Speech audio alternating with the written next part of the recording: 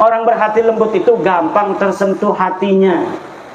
Makanya Bang Haji Rhoma Irama itu maunya begitu. Saya batalkan nasab ente, tapi kita bersahabat.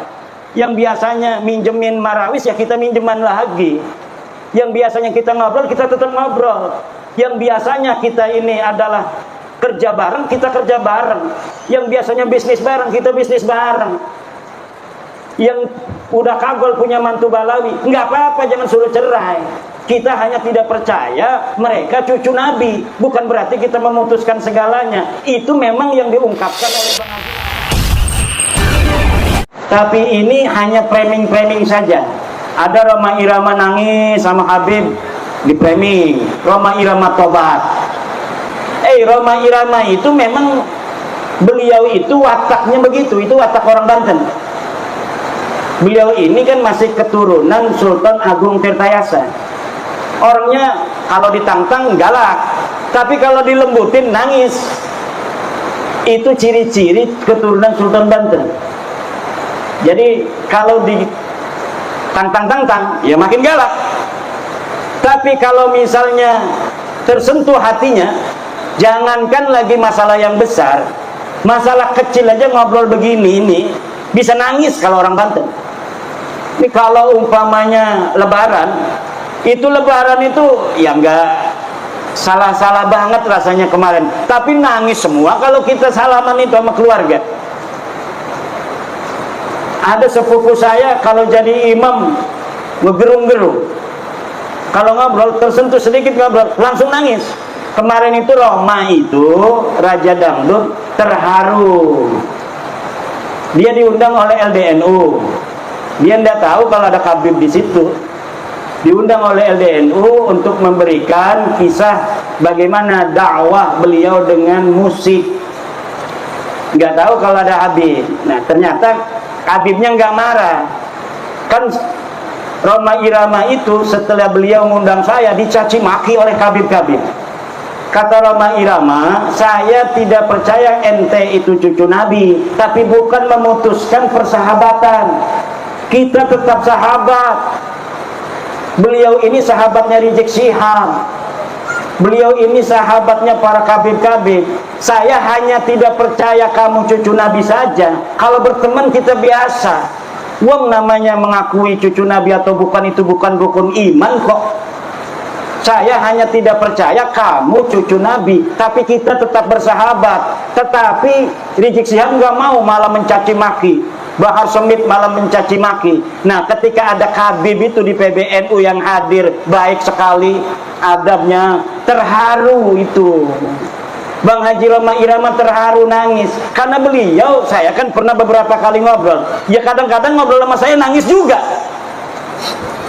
Ngambil tisu. Ya begitu orang yang berhati lembut. Orang berhati lembut itu gampang tersentuh hatinya. Makanya Bang Haji Rhoma Irama itu maunya begitu. Saya batalkan nasab ente, tapi kita bersahabat. Yang biasanya minjemin marawis, ya kita minjeman lagi. Yang biasanya kita ngobrol, kita tetap ngobrol. Yang biasanya kita ini adalah kerja bareng, kita kerja bareng. Yang biasanya bisnis bareng, kita bisnis bareng. Yang udah kagol punya mantu Balawi, nggak apa-apa, jangan suruh cerai. Kita hanya tidak percaya mereka cucu Nabi. Bukan berarti kita memutuskan segalanya. Itu memang yang diungkapkan oleh Bang Haji Rhoma Irama. Cuma di framing. Coba lihat itu framingnya. Bang Haji bertobat.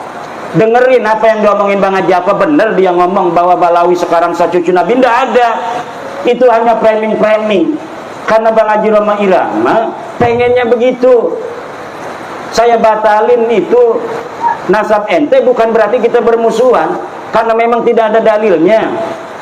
Ente ngaku tahun 895 Hijriah, sebelumnya tidak ada. Sedangkan orang yang diaku itu hidupnya tahun 345 Hijriah. Nah, di dalam tahun 345 Hijriah sudah ada kitab nasab, keturunan Nabi dicatat semua, tapi ente nggak ada. Katanya ente turunan Ubed. Ubed nggak dicatat sebagai keturunan Nabi. 550 tahun. di dalam kitab Silsilatul Alawiyah tidak dicatat, di dalam kitab Tahdhibul Ansab tidak dicatat, Muntaqilatut Talibiyah tidak dicatat, Al-Majdi tidak dicatat. Itu semua di abad 5. Masuk ke abad 6 ada kitab karya Imam Al-Fahru Raji, Kiai Haris. Imam Al-Fahru Raji itu seorang ahli tafsir, ahli usul fikih. Kalau ada lafaz al-imam dimutlakkan dalam usul fikih, maka al-muradu al-imam ar-Razi. Nah, beliau menulis kitab nasab. Beliau menulis kitab nasab namanya Asy-Syajarah Al-Mubarakah. Beliau menulis Ahmad bin Isa punya anaknya cuma 3, Muhammad, Ali, dan Husain. Tidak ada anak yang bernama Ubaid. Itu tahun 597 Hijriah. Kemudian muridnya penulis kitab Al-Fahri itu wafat 614 Hijriah. Menulis juga tidak ada nama Ubaid sebagai anak Ahmad bin Isa. Kemudian kitab Al-Asili, kemudian kitab As-Sabatul Musal, kemudian kitab Umdatul Talib Al-Kubra. Semuanya tidak ada yang nulis bahwa Habib ini putune Kanjeng Nabi. Tidak ada. Lah lamun wis mengkono niku premen kita arep dikon dipaksa-paksa ngakui, wong kita wis ngedeleng kita belaka. Premen maning ukur urusanane. Apa kita harus berbohong gitu demi kamu? Bahwa kamu cucu Nabi, walaupun kita nggak percaya kan nggak bisa. Jadi udah, kata saya, ini udah selesai. Bahwa ente bukan cucu Nabi. Tes DNA aneka melenceng di Haris. Wong India, wong Kaukasus, bukan orang Arab, nggak ada keturunan Arab sama sekali jalur laki-lakinya itu, nggak ada. Maka sudah beres saja biasa. Ayo kita bareng-bareng lagi. Yang biasanya datang tuh ke rumah saya jual minyak wangi, silakan. Saya bayarin 5.000. Yung minyak wangi 5.000 kok, pengennya 500.000. Udah, ayo dagang. Kalau misalnya kita suka kepada barangnya, kita beli. Enggak, gara-gara ente Balawi kita suka barangnya, enggak beli, enggak bakal. Ayo kayak orang-orang biasa lagi. Bahwa ente bukan cucu Nabi itu sudah hakul yakin. Tajalla tajalliyan zahiran bayinan. Orang yang masih percaya itu dosa besar itu, Kiai Suwarman itu. Premen orang dosa besar yang menisbatkan orang yang bukan cucu Nabi diomong cucu Nabi. Itu ida bi Rasulillah. Walladzina yuduna Rasulullah lahum adzabun alim. Orang yang menyakiti Rasulullah itu akan mendapatkan siksa yang besar. Bagaimana coba? Orang yang bukan cucunya Nabi berbuat zina, minum-minuman, narkoba dan sebagainya, sering itu sekali ada di berita. Kemudian kita masih meyakini mereka sebagai cucu Nabi. Lamun umpamane sing di nisbataken orang-orang soleh semua mah nggak banyak gitu. Tapi orang soleh iku mungkin bohong, orang gede dosanya itu. Tapi kalau sudah ini yang dinisbatkan orang-orang yang tidak pantas akhlaknya begitu, na'udzubillah, ini lahum adabun alim. Se-Indonesia bersaksi semua tukang dawir minta duit. Udah terkenal sekali itu. Semua orang, kalau yang saya ketemu kiai-kiai ngomong, alhamdulillah Kiai Imad, gara-gara Kiai Imad sekarang tidak ada lagi yang keliling minta-minta, maksa-maksa minta duit. Itu hampir di setiap daerah. Sampai wakil Rais PBNU ketemu saya nggak mau sebut namanya, takut nanti dimarahin. Ketemu saya, Kiai Imad, setelah Kiai Imad ini nggak ada lagi tuh yang keliling-keliling ke rumah minta-minta duit katanya. Jadi yang didawir itu pengurus MWCNU, bukan hanya tingkat MWC, tingkat ranting, tingkat Suriah pun mereka berani dawir.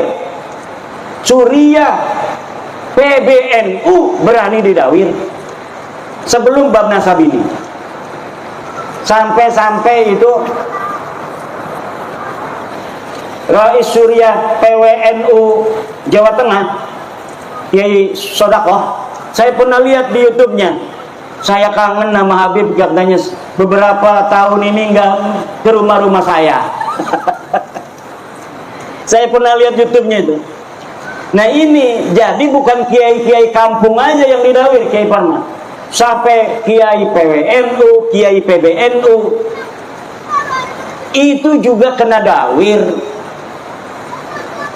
Pertama saya untuk meneliti itu bukan karena dawir, karena memang saya itu tidak berada di daerah yang sering kena dawir.